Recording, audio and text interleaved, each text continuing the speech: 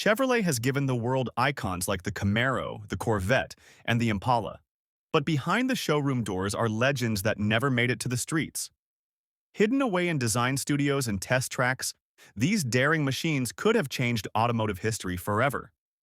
From the 1973 Aerovette that looked ready to battle Ferraris, to the mid-engine Corvair Monza GT that foreshadowed the modern Corvette, to radical experiments with rotary engines, aluminum bodies, and space-age styling, Chevy came close to rewriting the rules.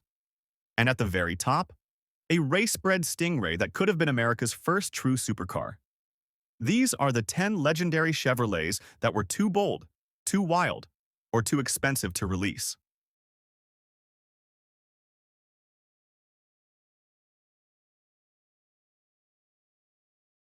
In the number 10 position we have the Chevrolet Arovette, a dazzling concept born in 1973 that looked like it drove straight out of the future.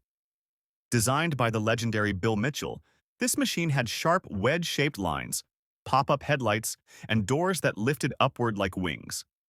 It was Chevrolet's bold attempt to prove they could rival Ferrari and Lamborghini on the exotic stage. The most talked-about version came from that very year, 1973, when the car made its dramatic debut and stunned the crowds. Imagine if Chevy had put it into production, an American-built supercar that could have rewritten history. But GM executives pulled the plug, fearing it was too wild for the everyday buyer.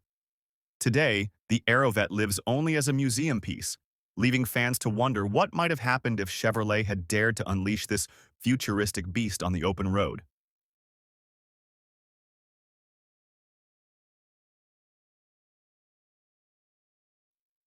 In the number 9 position, we have the Chevrolet Corvair Monza GT, a jaw-dropping concept unveiled in 1962. This wasn't just a car, it was a vision of what American performance could be if Chevrolet had taken a gamble. Built on a shortened Corvair chassis, the Monza GT stunned with its sleek fiberglass body, futuristic canopy doors, and most importantly, its mid-engine layout. A design that would only become mainstream decades later with cars like the C8 Corvette. The most iconic year tied to this car remains 1962, when it first shocked the automotive world at shows. At a time when Detroit was still playing it safe, Chevy had the blueprint for an exotic sports car sitting in its garage. But with the Corvair facing safety controversies, the Monza GT was shelved. Imagine America dominating Ferrari in the 60s. This car could have made it happen.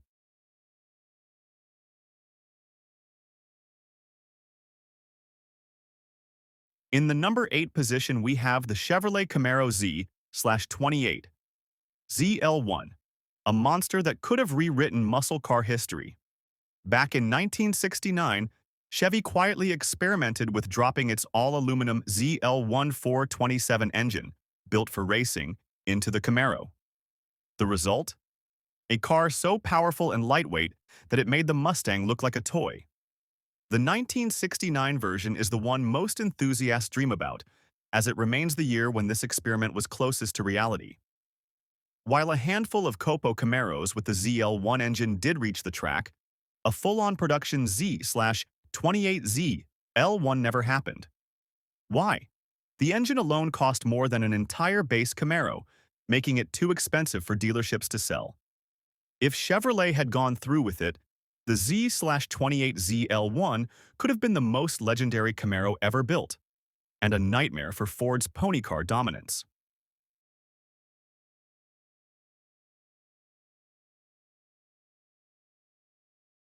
In the number 7 position, we have the Chevrolet Corvette Four-Rotor, an outrageous concept from 1973 that proved Chevy was willing to think way outside the box. Instead of a traditional V8, this Corvette packed two rotary engines fused together, creating a four-rotor powerhouse with a sound and style closer to a jet than a car. The 1973 version was the most famous, unveiled with a futuristic wedge-shaped body and gullwing-style doors that left crowds speechless. Engineers hoped it would take the Corvette into the realm of exotic supercars, competing with the likes of Ferrari and Lamborghini. But reality struck hard. Rotary engines were unreliable, thirsty, and poorly timed during the oil crisis. GM quietly shelved the project, leaving just a handful of prototypes behind. If the Four-Rotor had made it to production, America might have claimed one of the wildest, most unique sports cars of the 1970s.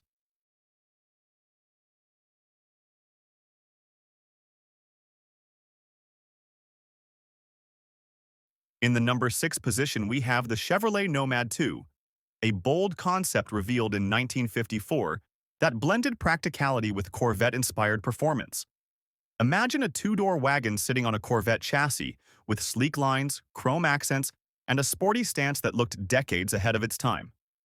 The 1954 version is the one enthusiasts still point to because it reimagined what a family car could be, equal parts style and speed. At a glance, it carried the utility of a wagon but the flair of a show car, making it a true shooting brake design long before Europe embraced the trend. Unfortunately, GM believed the American public wasn't ready for something this unconventional, and the Nomad 2 never moved past concept stage. Had it launched, Chevy might have pioneered an entirely new category, turning the everyday wagon into an icon of performance and practicality rolled into one.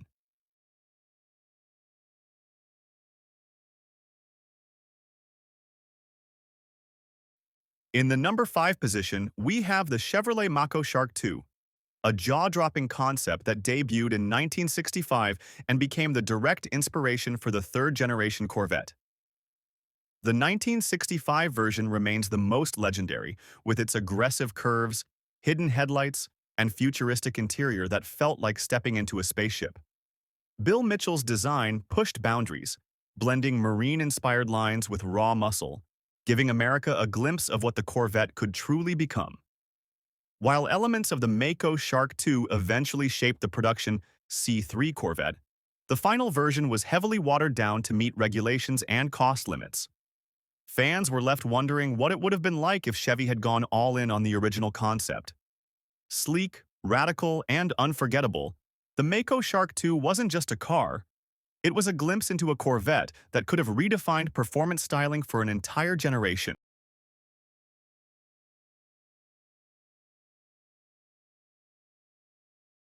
In the number 4 position, we have the Chevrolet CERV III, a breathtaking concept unveiled in 1990 that showed just how far Chevy's engineers could push the Corvette. The 1990 model was the one that stole the spotlight, packing a twin-turbocharged 5.7-liter V8 with an incredible 650 horsepower and an advanced all-wheel drive system. This wasn't just a concept. It was a true supercar, capable of reaching over 200 miles per hour, putting it toe-to-toe with Ferrari, Porsche, and even Lamborghini. Its futuristic design, digital displays, and carbon fiber elements made it look like something from the next decade. But there was one massive problem: cost. The CERV III would have carried a price tag of over $300,000, a number no Chevrolet showroom could ever justify. So it remained a dream. Had Chevy built it, America might have had a world-beating supercar years before the Europeans dominated the scene.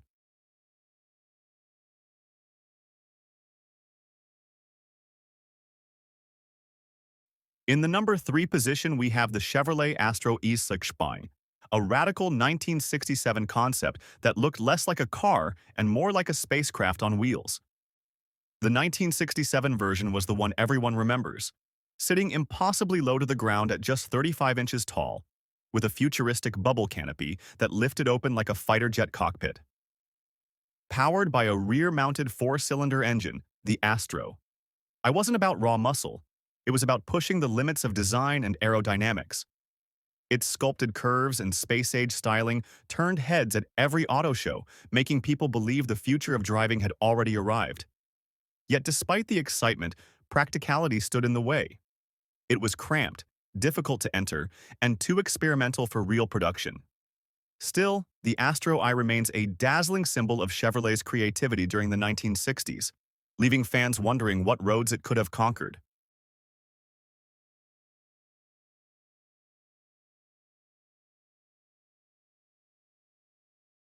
In the number 2 position, we have the Chevrolet Corvette XP895, a groundbreaking experiment from 1973 that could have changed sports car history forever.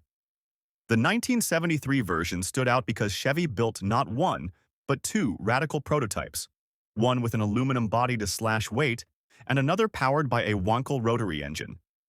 Imagine a Corvette lighter, faster, and unlike anything on the road, ready to compete with Europe's finest exotics. The aluminum model hinted at a future of high-tech lightweight design, while the rotary-powered version promised an exotic howl and smooth, high-revving performance. Unfortunately, costs for aluminum construction were sky-high, and the rotary's reliability and fuel thirst came at the worst possible time: the oil crisis. GM pulled the plug, leaving only prototypes behind. Had it reached production, the XP895 could have transformed Corvette into a leader in innovation instead of sticking to tradition.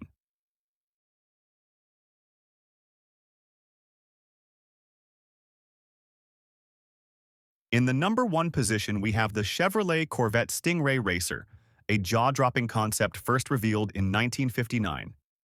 The 1959 version is the one etched into history, blending race-bred engineering with show-stopping style. Designed by the legendary Bill Mitchell, this machine featured a lightweight body, razor-sharp lines, and performance that dominated the track.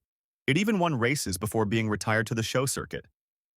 The Stingray Racer was more than a concept. It was the purest expression of what a Corvette could be if Chevrolet unleashed its full potential. Yet when it came time for production, GM toned it down, birthing the second-generation Corvette in a much safer, less aggressive form. Had Chevy kept it close to the original design, America might have had its first true supercar a decade earlier. The Stingray Racer remains a legend, forever leaving enthusiasts wondering what might have been.